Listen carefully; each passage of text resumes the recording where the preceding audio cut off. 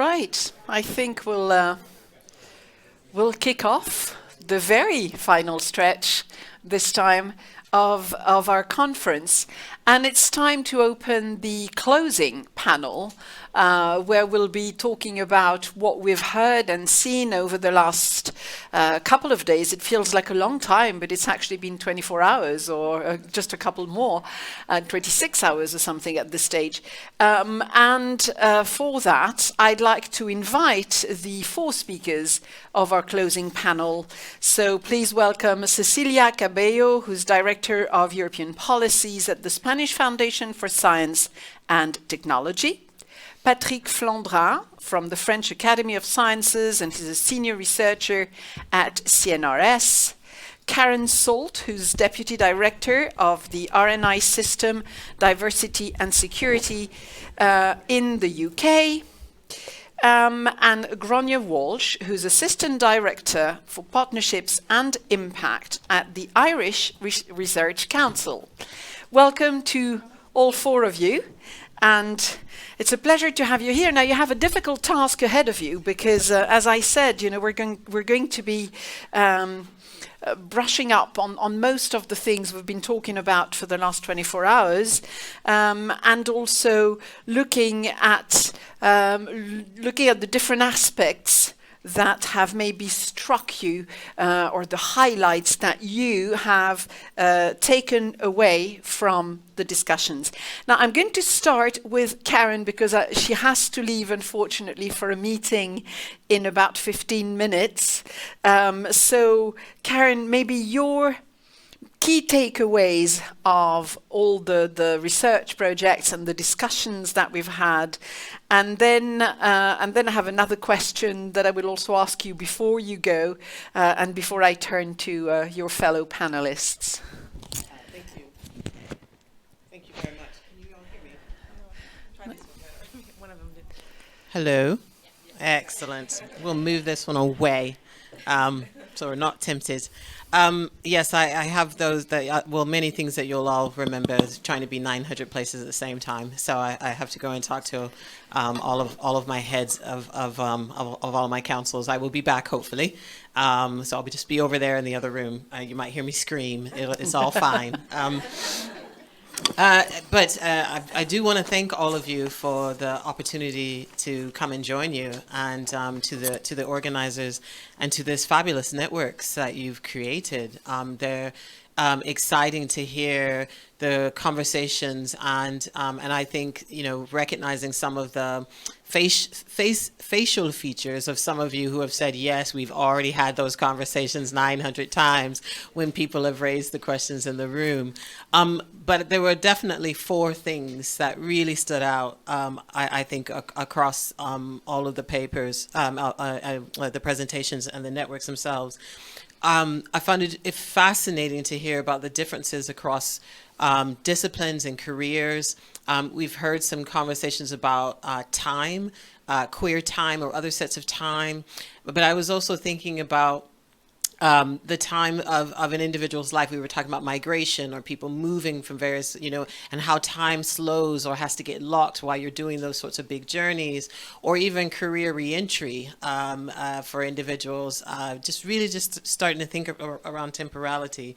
Feels like there's something really to play with across the networks about these questions of time, especially if we start thinking about people who are dealing with morbidity or various other sets of challenges where time takes on a kind of interesting slippage. There was lots of conversation about intersectionality. My goodness, as a person who used to teach intersectionality, and I was like, well, this is really exciting.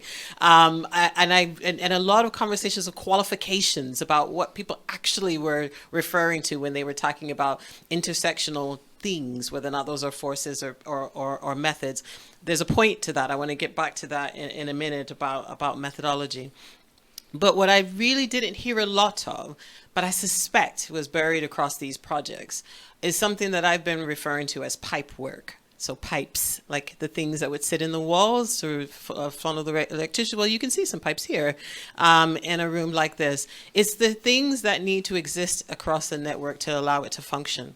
So your contracts, your collaboration agreements, your finances. How do you pay people, your researchers, whether or not that's patient participation or user groups? Many were talking about working with communities, because actually when you're starting to think quite critically about the methodologies of how you do your work, to do inclusion by design in the research part, you actually have to do the same type of work of thinking about how does your organization function, or how does your entity function. There are things you can't control, so we try to control quite a lot at the project level, but there's a lot you just hope happens out there with some people taking care of it. And it's actually turned out to be some of the most critical things when people aren't paid on time, or they're not paid an equitable kind of fee for participating, or they're not attributed on projects.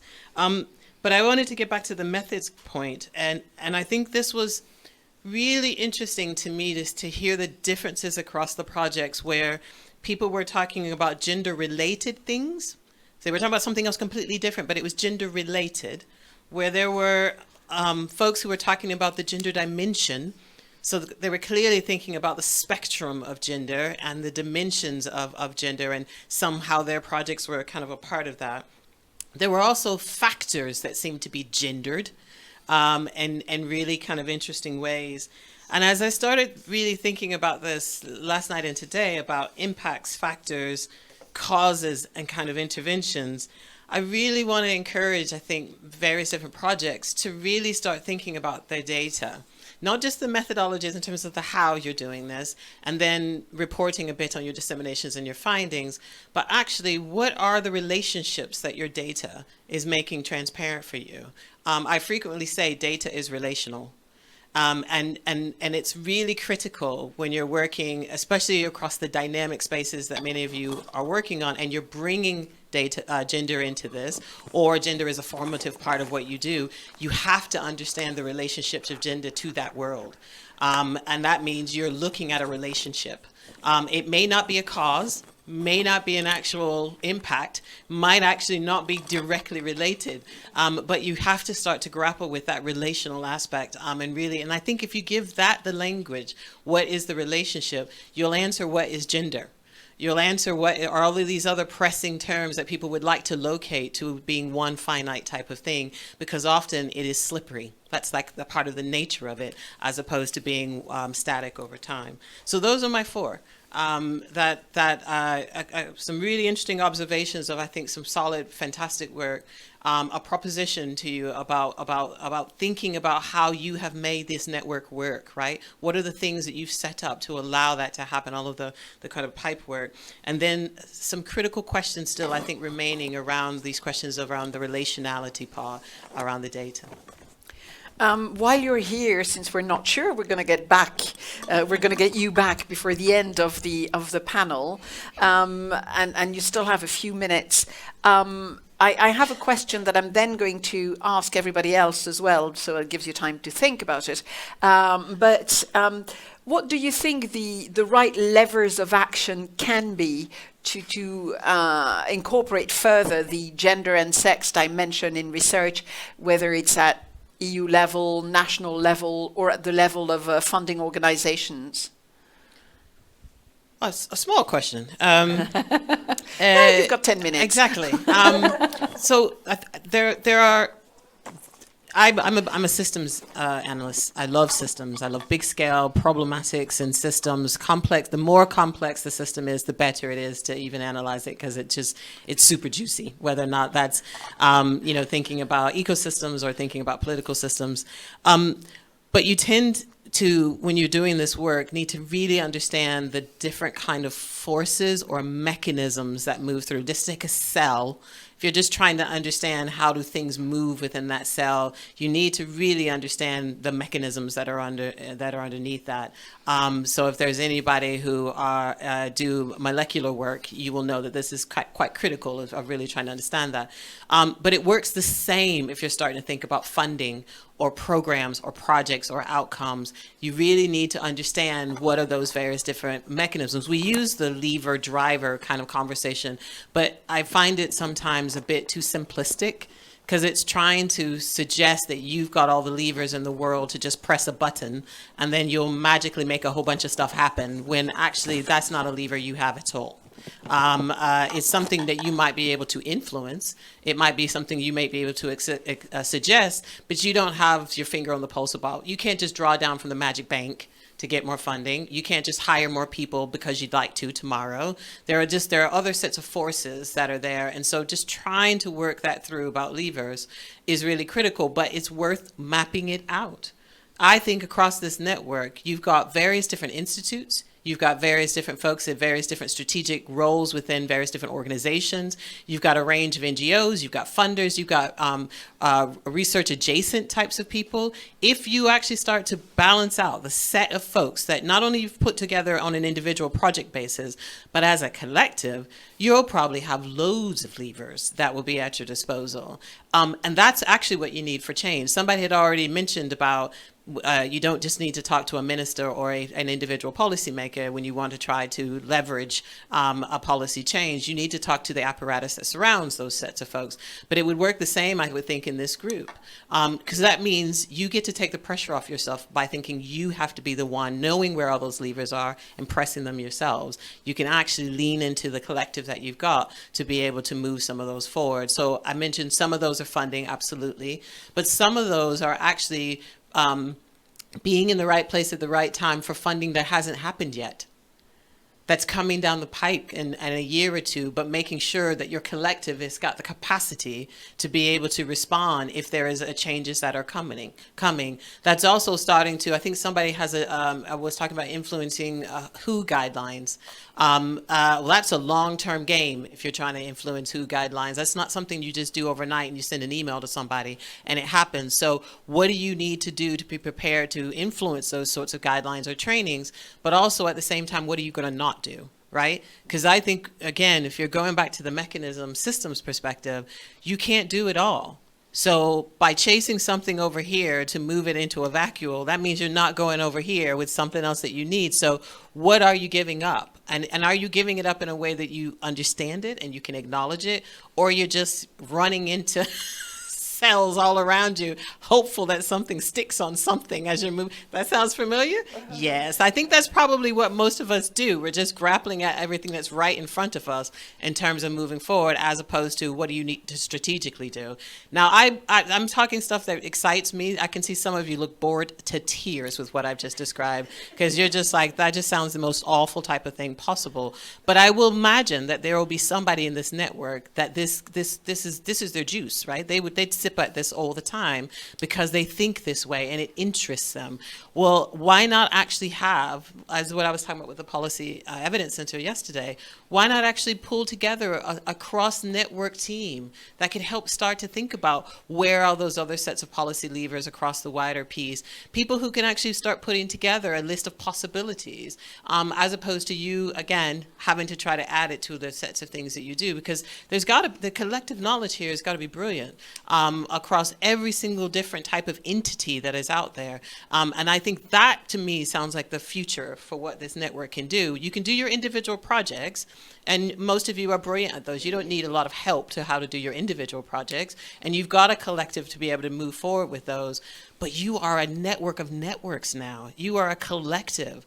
And that type of work is gold, right? That is the type of gold at a capacity level that a funder just wishes they could have at their ready for every single thing they'd like to work on. So the question then is how do you want to keep this moving? What makes sense for all of you with your individual institutes and different endeavors to be able to move forward? Some of you, I know it's strategic. There was some money, you jumped on the pot, and you're just riding it out, and you're saying, bye, thanks.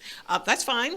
I think there's no harm, no foul, right? But for others of you, you are already benefiting from the wealth of being a part of this, and that to me would be the strategic importance: is how does this live on? How does this live on as a capacity, strategic thinking space for this type of gender-related work, in addition to the specific sets of work that you're doing? Thank you very much, Karen. This is almost a motivational speech. So I'm sure you've generated quite a lot of enthusiasm. I'm earning my keep. I know you have to run, so I hope you can get back with us after your call. It's 3 minutes to 3, so yes. Yeah. So I'm keeping timing also for you, you see. So thanks a lot. So let's continue. Maybe Cecilia, you want to come here so that we're not too spread out. We keep each other warm, we keep the momentum going. So what are your key takeaways, actually, since I've made you move now, you're on the go, so... Okay, for me, there's been a lot of really key takeaways. Personally, this is my first gender conference or gender type conference. I haven't been exposed to these type of issues, although in my professional background, I'm working with research and science and innovation policies, but specifically coming down to earth to hearing the results and the and all the outcomes that have come from this from the GenderNet Plus project. I think it's amazing. I think for me, the biggest takeaway is the transnational and the transdisciplinary collaboration. I think here there's a lot to learn by what has been said today, what is yesterday, what has been with the experience of all the projects, the fact that the GenderNet, the agencies come together and provoke this transnational, this transsectional, transdisciplinary projects were amazing. And the fact that the collaboration and the work that was done, they were able to come out with a common understanding of how to approach this integration of gender and sex in research and innovation. For me, that the barriers of the definitions, of the data, of the collaboration, and even the context of COVID and everything else, I think that's very important that they were able to, that the projects were able to overcome these barriers and have a common understanding. Another thing that I think that came out a lot is obviously the need for funding. That's evident, and that's very important. And I think that's good to hear. At least the funding agencies that are attending and us from the policymaking sides that there's more money is needed to continue with this type of work. And also another thing that I would say is a takeaway, at least that I take from my side, in my experience in my work, because I represent Spain in many of the international fora in UNESCO, in the OECD, or in the European Commission, having to do with policies and what is needed for policies. And as you all know, evidence-based policy making is very important. Evidence-based policy for research and innovation is very important. But then I think also what we do need is we need policies for gathering this type of information for this data. So we see that integrating gender and sex into the research and innovation, there's a lot of handicaps and there's a lot of things. It's not obvious that these are type of data or characteristics taken in research and innovation. So I think we need policies also to enforce this type of question. So I think these are my main takeaways. And for me, it's been a wonderful experience because I've learned a lot, and I congratulate the initiative and the project, and hopefully it can continue on. Thank you. Gráinne, from your end. First, is this working? Yes. Yeah. First of all, you need to hold it closer. Okay. First of all, No, it's on, but it doesn't work. Yeah. Oh well. Okay. Now? Yeah, Yeah. I can hear That's the echo. better. First of all, to say how incredibly interesting and Hold it enjoyable closer. it has been. And so diverse. I mean, so many different perspectives, disciplinary perspectives and expertise from arts and humanities, health sciences, science, statistical studies, policy studies, discourse analysis. And although obviously gender and the problematization of gender and gender equality was a commonality, and there were themes because there was thematic sort of aspect to the call. What was most interesting was how important it is to have multiple disciplinary perspectives. So I think obviously of the scientific work that scientists do, the data collection of that type of statistical analysis, the methodological diversity as well. I mean, from the point of view of rigor and transparency, it's really interesting to see the scales, the different types of analysis, the new strengths and approaches people are bringing to integrating data sets as well as perspectives. And from the humanities point of view, looking at representations and, you know, what it is to be human is at the heart, actually, of a lot of what gender is about. And that came through so strongly.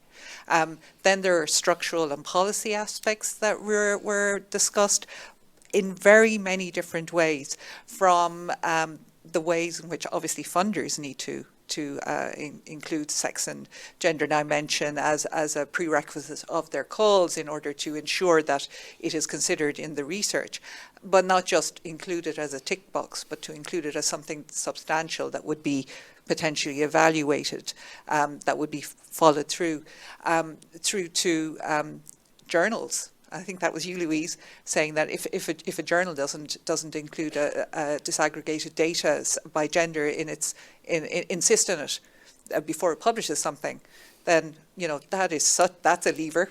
That's a huge lever, because publication is everything for academics.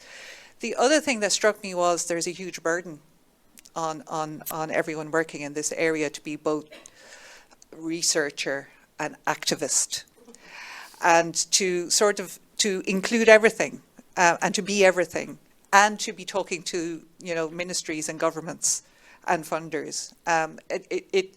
I think it's amazing actually how much of it is being done across all these projects, and they're consortia projects, so they will have enough people to do that.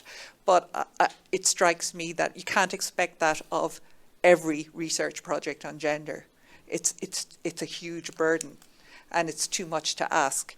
And we need to think about ways of thinking about expertise in these areas. I was really interested in yesterday there was a lot of discussion around reaching out to policymakers, and today there was a lot of discussion around problematizing policymakers. So that's really interesting. People have different expertises that they can bring to the space. Or there was a really interesting suggestion. There's a call that we do in the Irish Research Council with a small networking grant, relatively small amounts of money. But one strand is asking researchers to work with a civil society organisation. And the civil society organisations tend to have, shall we hit the vested interest, they're the ones with the contacts where the researcher can do something else. Now, I'm not saying, that researchers shouldn't be involved in trying to reach out to policymakers. I just think that we need to think about not putting too much of a burden of everything on the researcher. I did think there were ways in which researchers clearly are doing that, and that's from, and there was so much evidence of that with the toolkits that were being developed that can be given to policymakers that will make policymakers' lives more easy. The curriculum modules, for example, for consent, critical, because teachers don't know how to teach about consent and masculinity unless they have the tools to do so. Outreach projects, like for example the festival, the film festival in Madrid, which I'd really like to go to learn, where if I was an older man, I might be invited there if I lived in Madrid and learn something new. That's really, really interesting way of getting a message across, I think. Or hearing a new message and including the voices. I know in health research, patient involvement is quite common, at least it is in Ireland, but not necessarily in some other areas of research. So it's really interesting to see that. Something I'm involved in Horizon Europe in the Cluster 2, and one of the things that we have to do is to in the strategic planning for new calls is to bring back the voice of the community to the EU when it's shaping, the strategic plan for the work programme for the next year. That's a place. That's a place that's a lever that could be used a little more, because those national contact points and national delegates don't necessarily know what you know. So how do we make that link? How do we make sure that the voices of what's going on at national and transnational level is feeding up into those European calls? So that's just a thought, and I should leave it at that. Thank you. Patrick, I know you didn't have the chance of being with us yesterday, but you've been here for a few hours now, and I'd be interested to hear your takeaway from what you've heard. And we've already heard mention things like transnationality and transdisciplinary the transdisciplinary approach, and then the human aspects that have really been very important and key, and then the shift towards really the sex and gender research. So how do you perceive that from what you've heard so far? Well, first, sorry for arriving late this morning. Yeah, well, I'm come from a different perspective because in terms of the Academy of Sciences, maybe all the science are present, but from my own research area, it's much more physics and hard science and computer science and things I didn't hear a lot about today, except for the entrepreneurship that was evoked, and which is interesting because I think that, well, for the last three talks I heard this afternoon, I think there were two things which were interesting, at least for me. The first one is that what is the perception of some kind of jobs which could be related to innovation and research, and this has something to do with what we try to do to think about gender sex dimension in research at the academy, for instance, or even in my lab. And the second thing is also the fact that this gender thing is not only to target some equity, men, women, but also to think about why men, why women, and things like this. And I think something we try to do in the academy, for instance, is, of course, to think about why there are so few women in pure or hard science. Let's say in physics, let's say in computer science, in math, and domains like this. And okay, there are different answers to that. We do not know all the answers. I think that one bottom line is that we can think of first ensuring that there is no discrimination, no barriers that forbid girls who want to do this type of science to do that.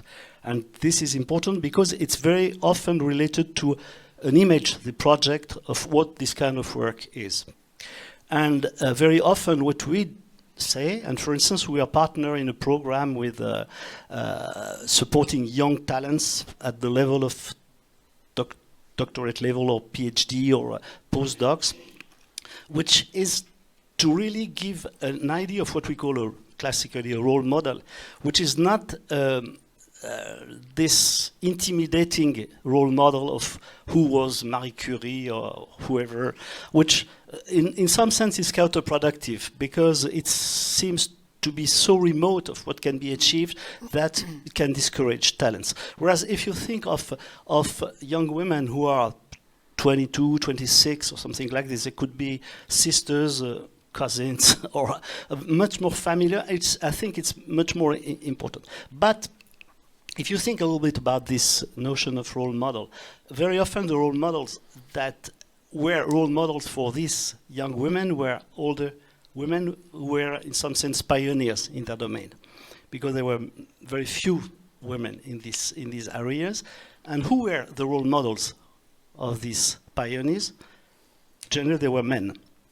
And in some sense, it's not that clear, talking with the young generation, that there is some kind of natural way of having always this role model of what should be a scientist. And this is more a question.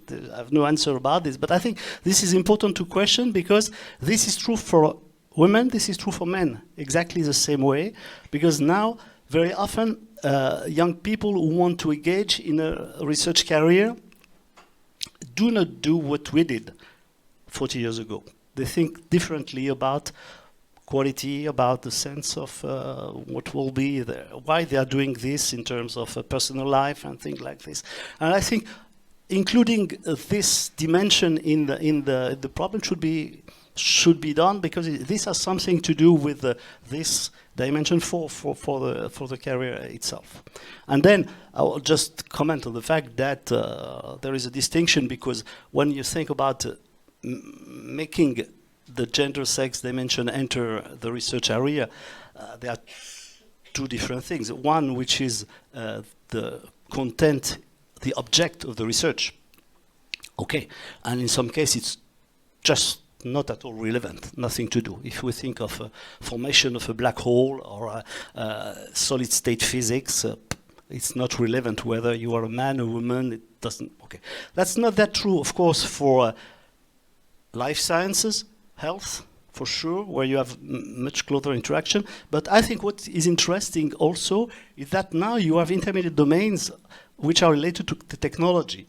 And if you think to artificial intelligence, if you think to robotics, for instance, in this case, in this domain, which are highly technological, for which you have a high level of science behind, then there is some problems, for instance, of human-machine interfaces, which are really related to this kind of question, which must be addressed. Mm-hmm. And the last thing is that also, if you think of these domains, let's say AI and robotics and all this high-level tech, and so what we observed since a couple of years is that there is a move from academia to big firms, to platforms. Where is the research in AI? It's at Meta, it's at Google. It's not. It's partly in universities, of course, and in some research.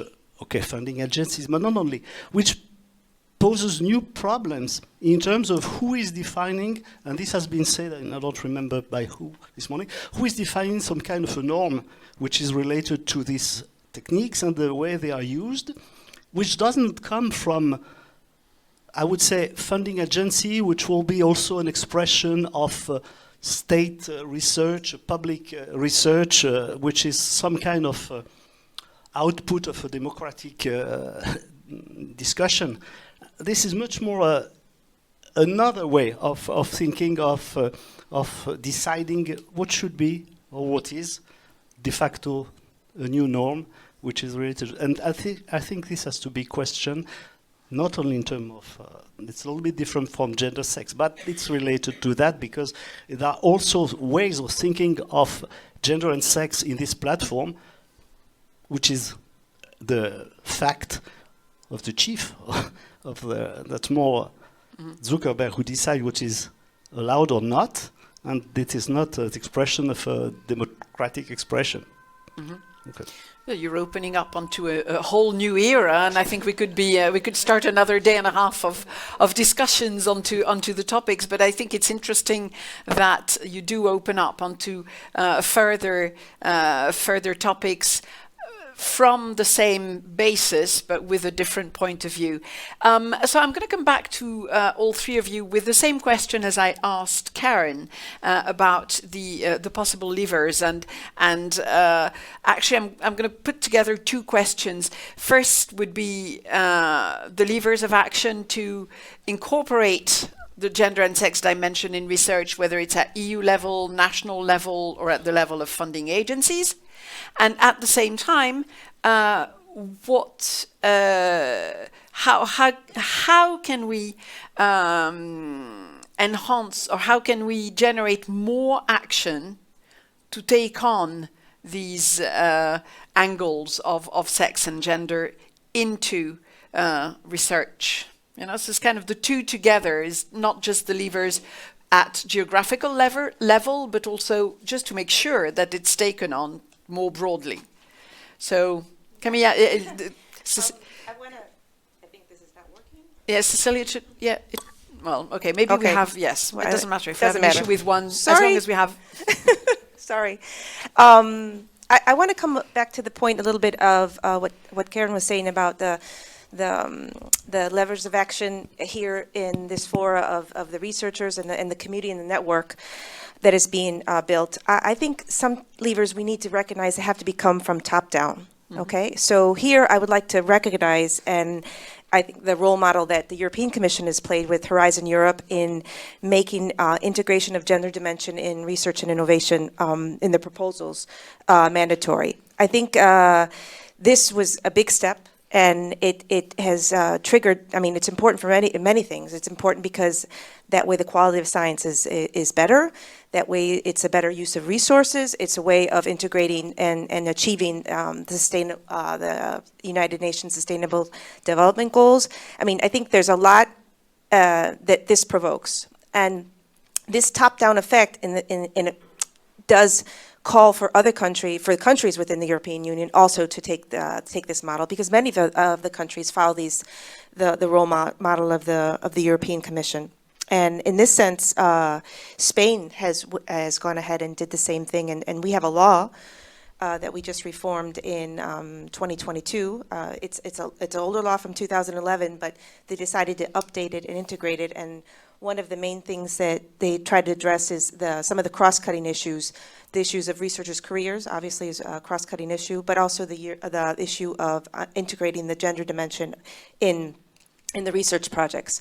So this is a step forward. This, I would say, is a top-down effect, and it needs to be done. We can't, I mean, it's always good to have these networks and the research community. I think the research community works really well together, but sometimes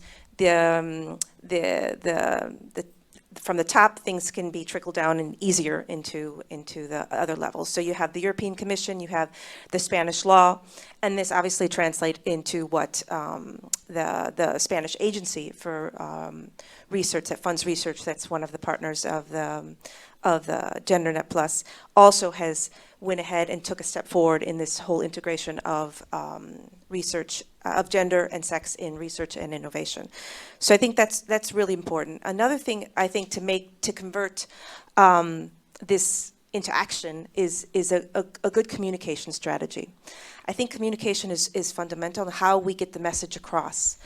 I think knowing that the results and the work that is done by the research community is based on robust and solid methodologies, solid approaches, and that the research is carried out well, obviously is important. And it's not just a matter of the way you collect data, but it's the methodologies, it's the outputs, and it's these new results that need to come out and obviously can influence into policy. And so these communication strategies also need to integrate new participatory measures of developing the research also. So I think this has been said along the 2 days, how the different researchers and the research experiments have and studies have taken into other stakeholders within it. And I think that's really important to convert this leverage into action, into real action. So those are the points that I wanted to mention, I think, that are important. Gráinne. I agree with all of those. And I'm sure you have a couple more. I think that GenderNet Plus has been the tools developed that are aimed at governments and at research funding agencies are also going to be really, really valuable output of the project. It was, I think, Richard and Ghent yesterday who were talking about the policy brief for governments and research funding organisations. And I was pleased to see that the IRC is already doing quite a few things on that list, and which is nice, but not everything. And it's nice to be reminded of these things and to have a checklist, to have a community ourselves that as research funding organisations who are thinking about gender have got a community of practice that we can draw on in order to ensure that we are implementing best practice at all time and updating what is best practice, because policies get made and then you think, oh, that's done, and then 10 years later you're behind the curve.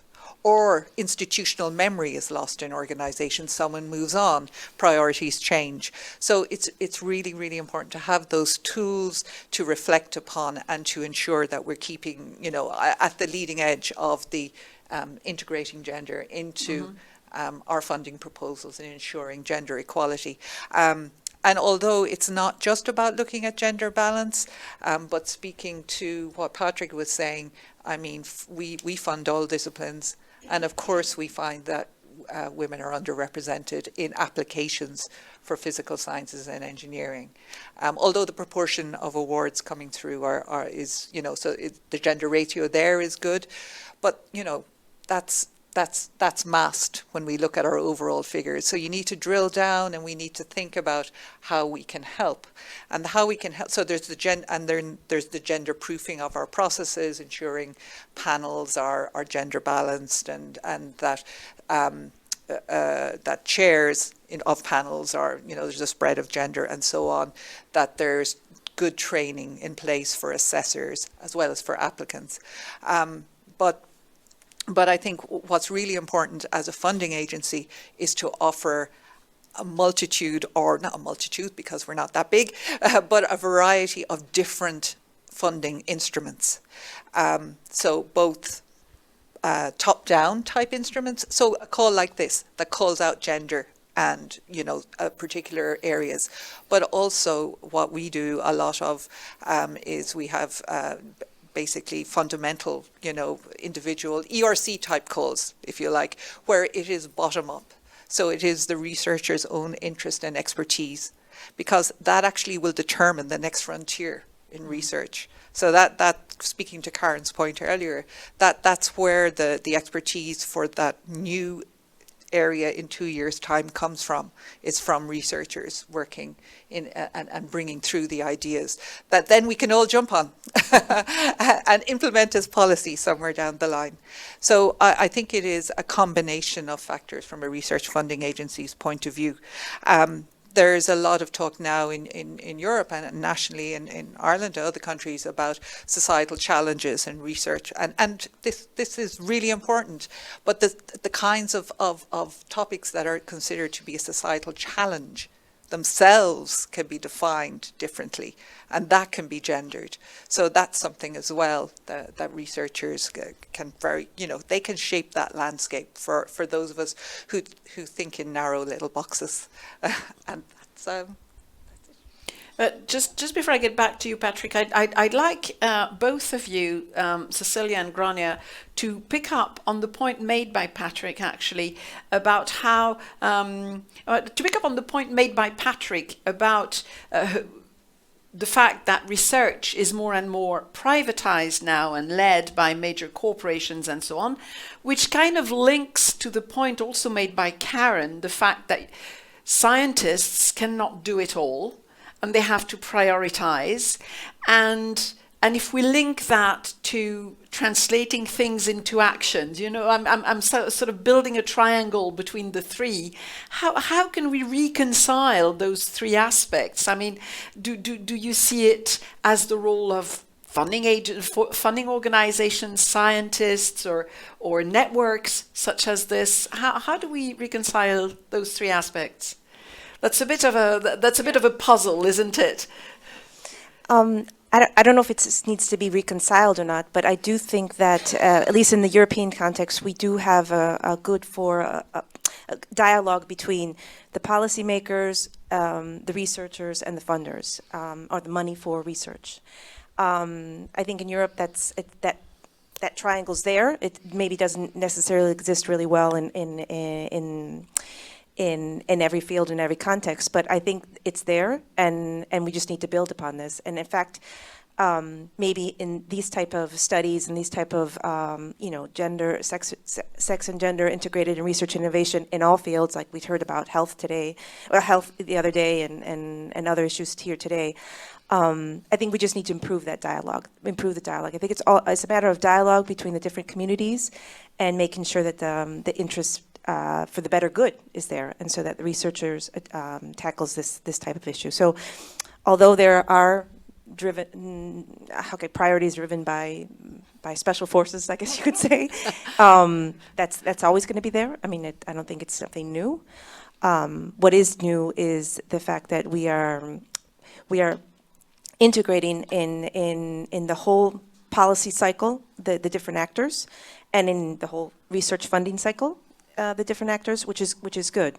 So you have the stakeholders, you have the citizens, you have the funders, you have the policymakers, and we're moving towards a more whole government approach in that sense, in any ways, and not just looking at the different verticals. So although it exists, I wouldn't say that it's negative, but I think there's other counter factors that are working into place. I mean, this is how I see it.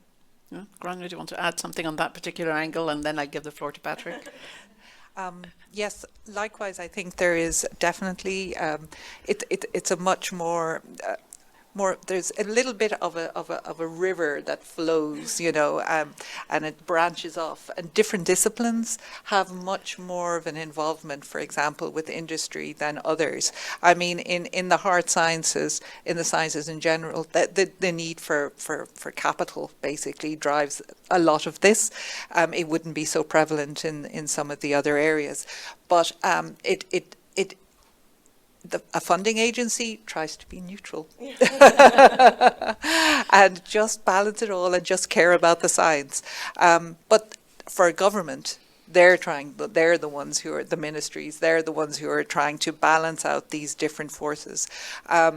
Academic freedom is a really important part of this. It's a different consideration, but it's something also that you want to make sure that where you, as a general rule, top-down injunctions are really important and they drive change, but you don't want every question that's researched to be determined by top-down. So Patrick, maybe our concluding words on this panel. How do we improve the dissemination of knowledge, and how does that knowledge, or how is that knowledge translated into action? How do you think, what do you think is the best approach to do so?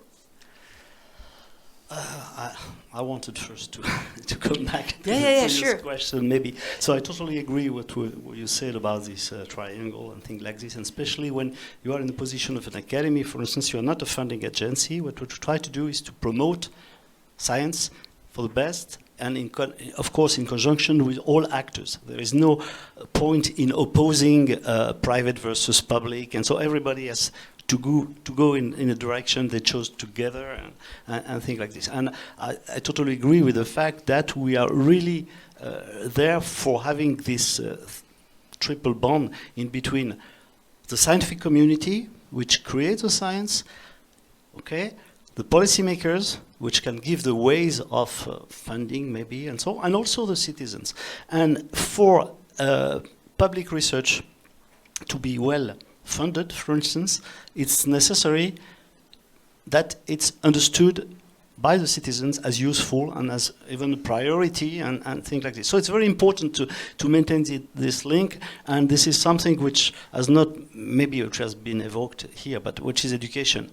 And education from the very first level of education, because you understand something that then you can decide to accept or not, but you are informed about what to do. And for instance, for all the situation we have now, all these classical big challenges, energy, climate change, and things like this, more and more, we are in a situation where the political decision should be taken by, of course, by the citizens at some point, or their representatives.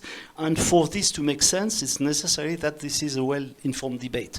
Otherwise, just ideology, it's just an impression, it's just something which has no firm root. So I would say that it's very important to put all these questions in the education area, and not only in the education, but you talked about the dissemination, but also in the media area. And what is very important as well is that there is some part of scientific culture, let us say, at least for what I'm interested in, which would be part of culture at large. Culture, that's it. And for instance, in the media, it's very important that not only very specialized journalists are there for explaining things, but also that all journalists in some sense should have a sense of what is science. Exactly as for education, educating to science is not for forming the future Einstein or people like this, but for everybody, and including all the kids which will never do science a job. And so I think this is not really an answer to your question, but part of this. I mean, it's a further opening. So I think we can take note of it and use it for next time, right? So thank you very much to all three of you. Thanks very much for your contributions. And now I'm happy to give the floor to Mathieu Arbogast from the CNRS Gender Equality Unit, to give us a few concluding words, concluding remarks.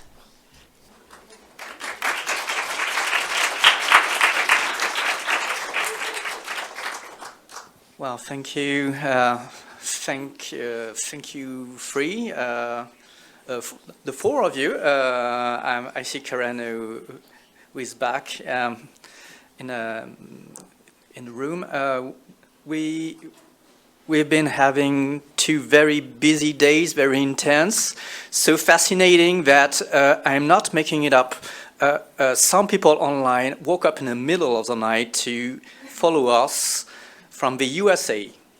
Wow. Yeah, it's true, and it is well deserved, I think. I can't, of course, and I won't keep you long, and I won't sum up everything that's been said, but we wanted to insist on a couple of messages, apart from thanking all of you for this wonderful science and this wonderful involvement. Maybe first insist on quite political and very important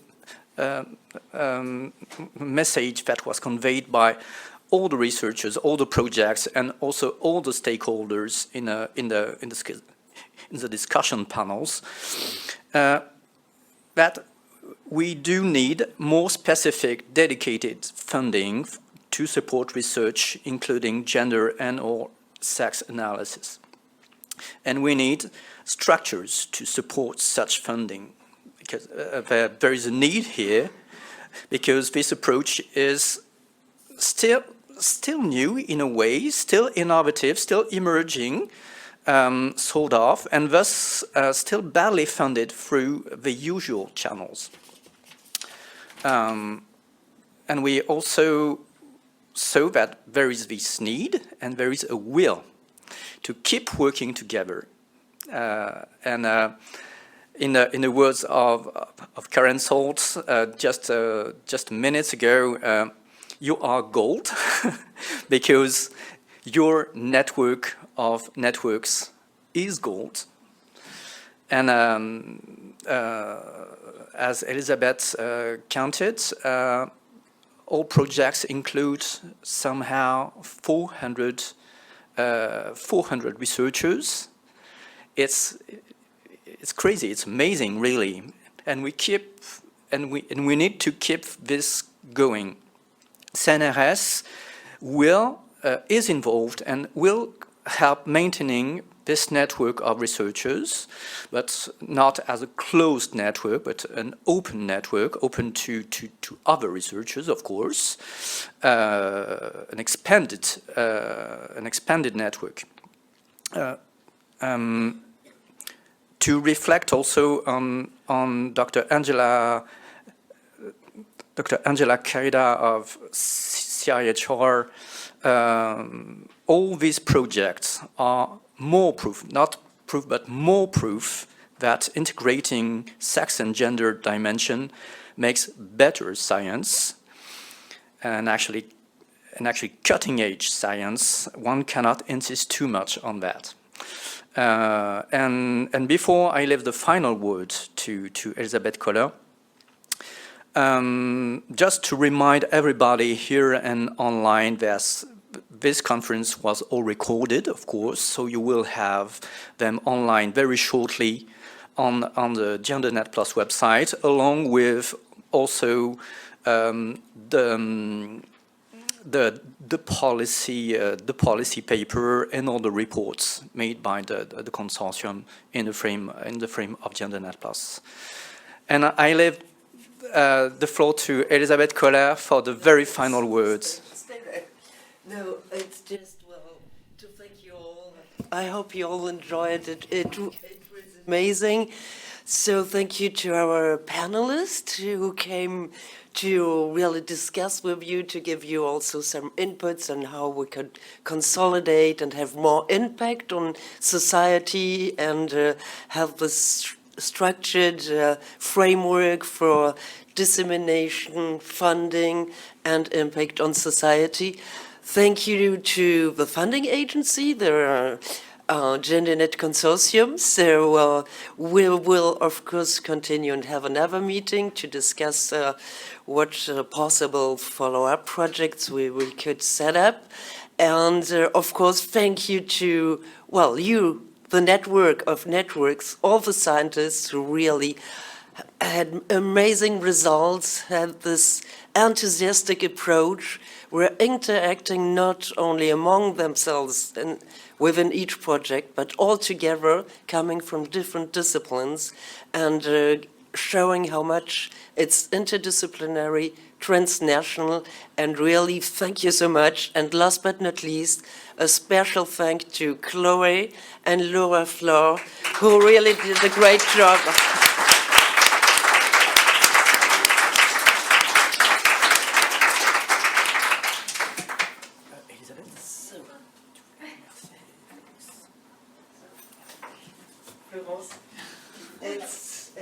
Of course, she's the best moderator in Brussels.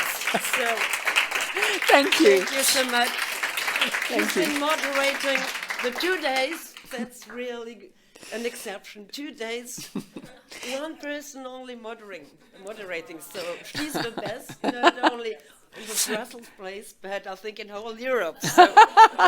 Okay, good, very good. I'll have you sign that.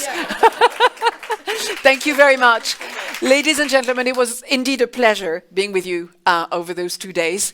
And believe me, I do a lot of events, but this was pleasant. It was a nice atmosphere. It was very interesting, including for me as a complete laywoman, I should say, actually. And it was a pleasure to have people online with us as well, and they did interact, so that was nice. So have a very safe trip back home for all of you flying or taking trains to various parts of the world, not just Europe. And well, I hope we see each other again at the next GenderNet Plus event. Plus. Bye-bye. Thank you.